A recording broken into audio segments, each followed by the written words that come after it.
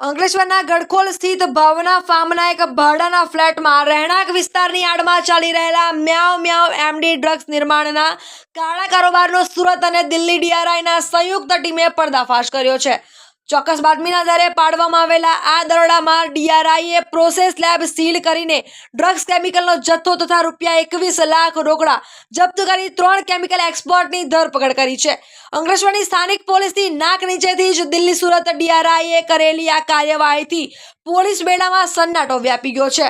તપાસ અધિકારીઓના જણાવ્યા મુજબ જે પ્રકારનું સેટઅપ અને મોટા જથ્થામાં એસિડ અને રસાયણો ખરીદવામાં આવ્યા હતા તેનાથી સ્પષ્ટ થાય છે કે આરોપીઓ અંકલેશ્વરમાંથી મોટા પાયે મેફેડ્રોન બનાવી રાજ્યભરમાં સપ્લાય કરવાની વેતરણમાં હતા। જોકે એડીઆરઆઈના સમયસરના હસ્તક્ષેપને કારણે આ મોટું કારસો સફળ થાય તે પહેલા ઝડપાઈ ગયો છે। અંકલેશ્વરની સ્થાનિક પોલીસની નાક નીચેથી દિલ્હી સુરત ડીઆરઆઈના દરોડા ગડખોલ ગામ સ્થિત ભાવના ફાર્મમાંથી એમડી ડ્રગ્સનું મિની કારખાનું ઝડપાઈ પડ્યું છે। ભાડાના ફ્લેટમાં મિની લેબ બનાવી મ્યાઉ મ્યાઉ એમડી ડ્રગ્સ બનાવતા 3 ઇસમોને ઝડપી પાડ્યા હતા। 21 લાખ રોકડ તેમજ મેફેડ્રોન અને કાચો માલ જપ્ત હતો।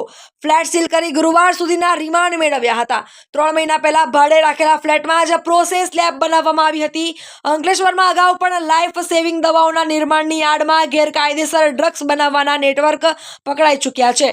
હવે ગુનાહિત તત્વોએ સ્થાનિક પોલીસની નજર ચૂકવવા માટે રહેણાંક સોસાયટીઓ અને ભાડાના ફ્લેટને સોફ્ટ ટાર્ગેટ બનાવ્યા છે।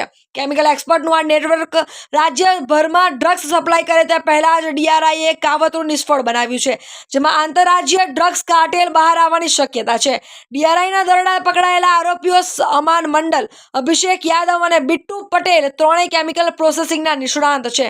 તેઓ 3 મહિનાના પહેલા જ ગડખોલ સ્થિત ફ્લેટ ભાડે લીધી હતી। અંકલેશ્વરની જ સ્થાનિક કેમિકલ કંપનીમાંથી રો મટીરિયલ મેળવીને ડ્રગ્સનું ઉત્પાદન કરતા હતા। ડીઆરઆઈએ ત્રણેયને અંકલેશ્વર કોર્ટમાં રજૂ કરી ગુરુવાર સુધીના રિમાન્ડ મેળવ્યા છે।